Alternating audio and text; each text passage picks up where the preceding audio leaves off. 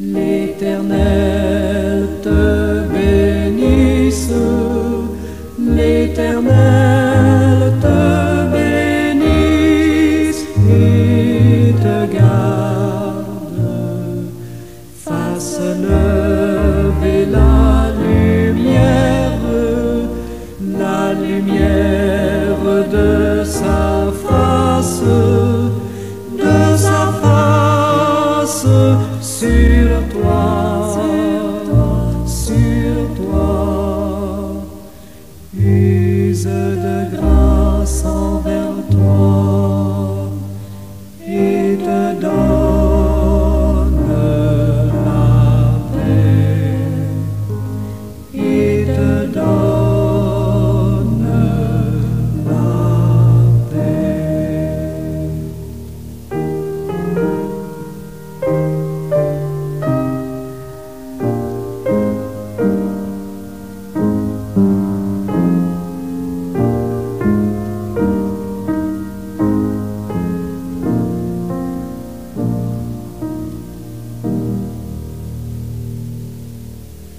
L'Éternel te bénisse, l'Éternel te bénisse et te garde, fasse lever la lumière de sa face sur toi, use de grâce envers toi et te donne la paix, et te donne la paix.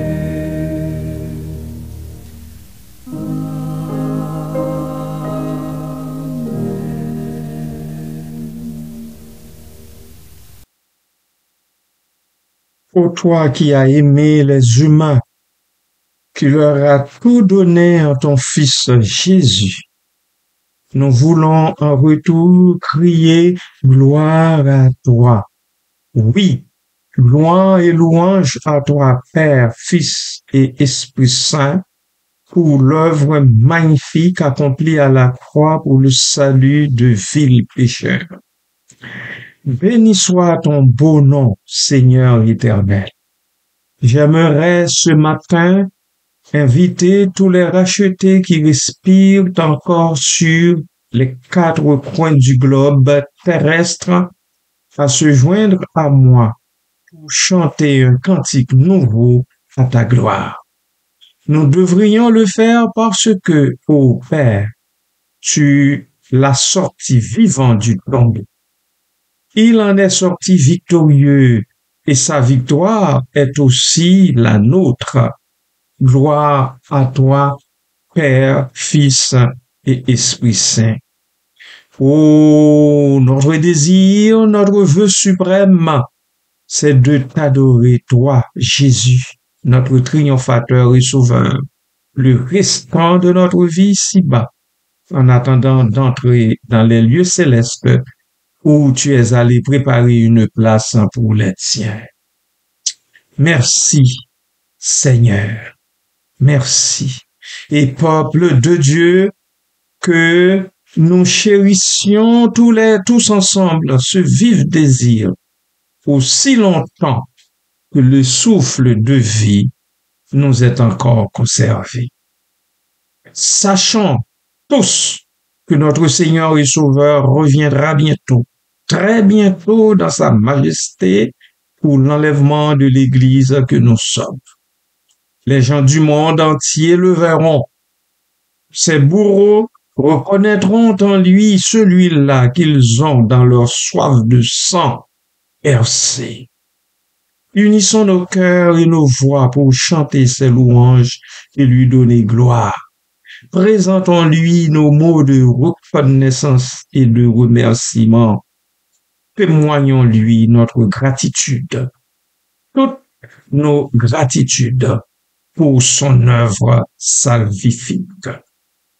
Frères et sœurs, arrêtons un instant de penser à nous-mêmes et utilisons le temps pour rendre gloire au Père céleste en Jésus-Christ.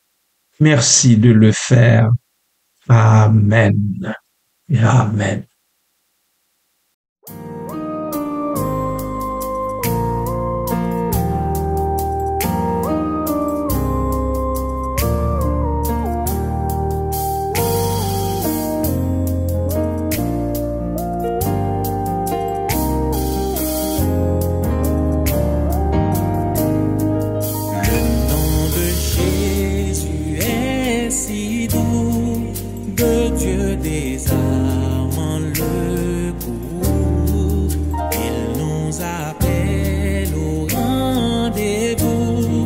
Précieux nom de Jésus. Jésus, béni soit ton nom.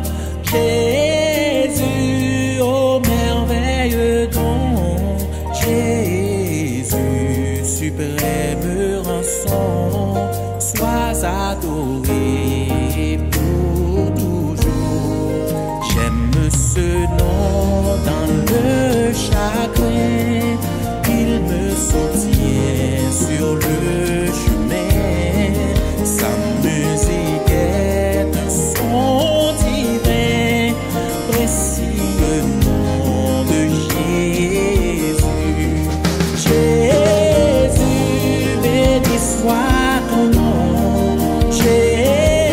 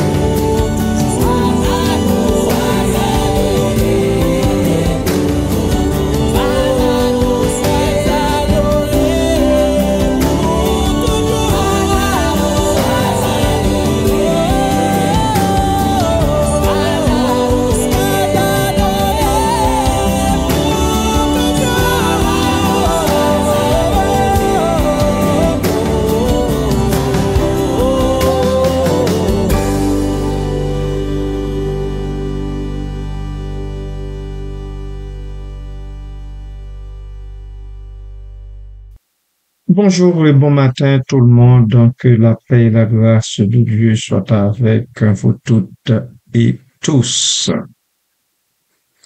L'assertion Jésus est la tête de l'Église comme la vraie autorité et l'ultime autorité est une affirmation théologique centrale dans le christianisme, particulièrement dans les traditions protestantes et catholiques. Elle s'appuie sur plusieurs passages bibliques et implique des notions de souveraineté, de direction et de fondement spirituel. En voici une explication. Fondement biblique. Nous trouvons ça en Éphésiens chapitre 1er, versets 22 et 23. Dieu a tout mis sous ses pieds et il l'a donné pour être pour tête suprême à l'Église, qui est son corps. Ce verset établit clairement que Jésus-Christ a été placé par Dieu le Père comme autorité suprême sur l'Église. En Colossiens 1,18, nous lisons ce qui suit. Il est la tête du corps de l'Église. Il est le commencement, le premier-né d'entre les morts, afin d'être en tout le premier. Jésus est décrit ici encore comme la source de la vie de l'Église et celui qui lui donne sa cohérence. Signification de la tête, képhalin, en grec. Dans le langage biblique, la tête symbolise l'autorité. Jésus dirige l'Église par ses enseignements et sa mission. Ça signifie aussi la source de vie, comme la tête nourrit le corps. Jésus donne vie spirituelle à l'Église. Ça signifie encore l'unité. Tous les membres de l'Église sont unis en lui. Voilà pourquoi sommes-nous appelés membres de l'Église de Jésus-Christ.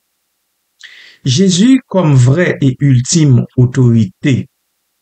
Vraie autorité, contrairement aux dirigeants humains ou aux institutions religieuses qui peuvent faillir. Jésus est l'autorité parfaite et faillible. Son enseignement dans les évangiles et sa personne en tant que fils de Dieu sont la norme absolue pour l'Église. Ultime autorité, aucune autre autorité, qu'il s'appelle pas concile, pasteur, autre, ne peut le surpasser ou s'y substituer. Même si l'Église a des structures humaines de gouvernance, elles doivent se soumettre à sa seigneurie, je veux dire à la seigneurie de Jésus-Christ.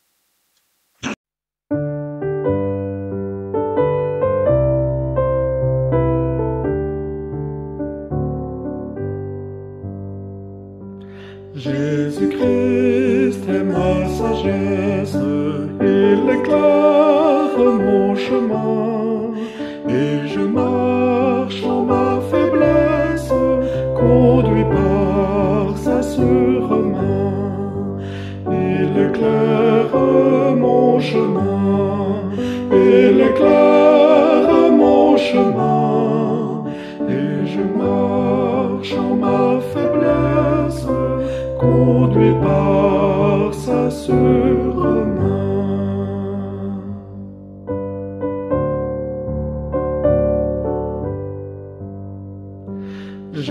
Jésus-Christ est ma justice, son sang a coulé pour moi. Je trouve en son sacrifice paix et pardon par la foi. Son sang a coulé pour moi, son sang a coulé pour moi. Je trouve en son sacrifice paix et pardon par la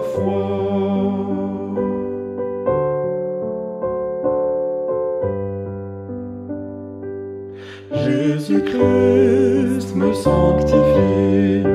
Au divin cep attaché, je reçois de lui la vie qui m'affranchit du péché. À toi Jésus attaché, à toi Jésus attaché, je reçois de toi la vie qui m'affranchit du péché.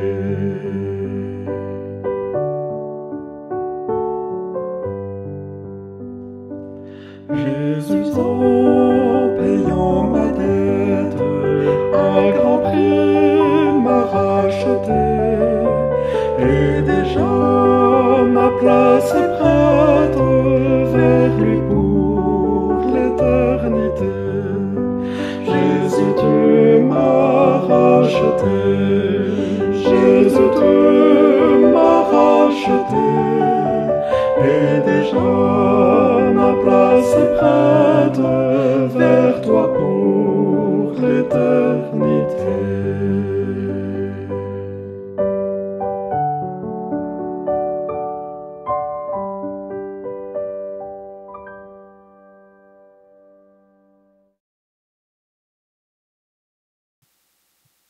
Implication pour l'Église.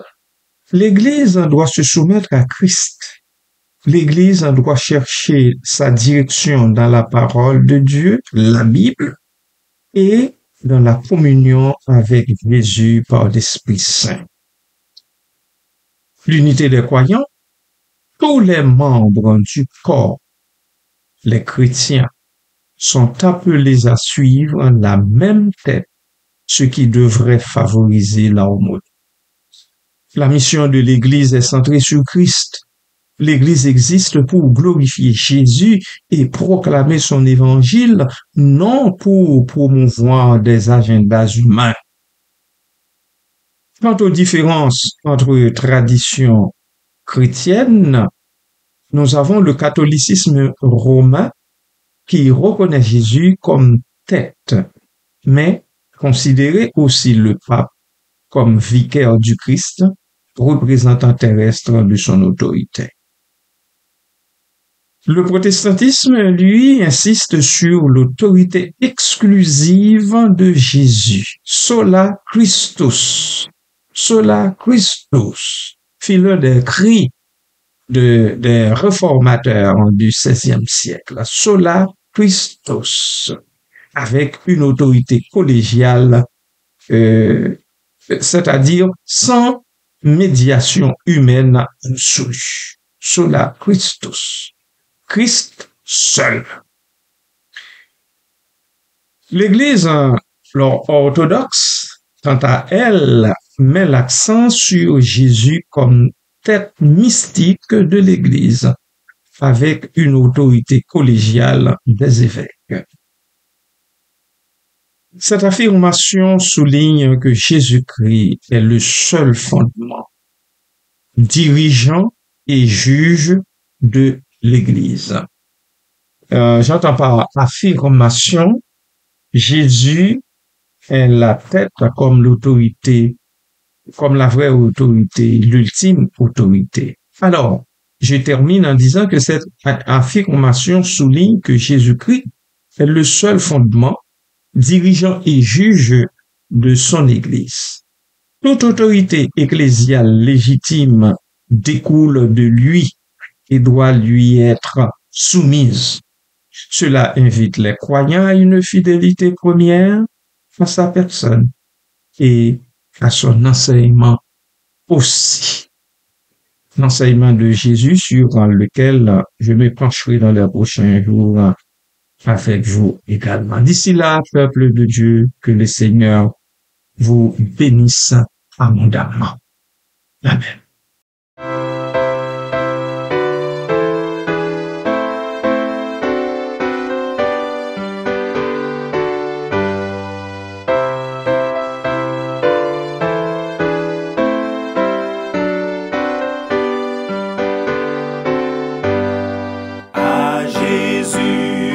M'abandonne, ce qu'il me dit, je le crois.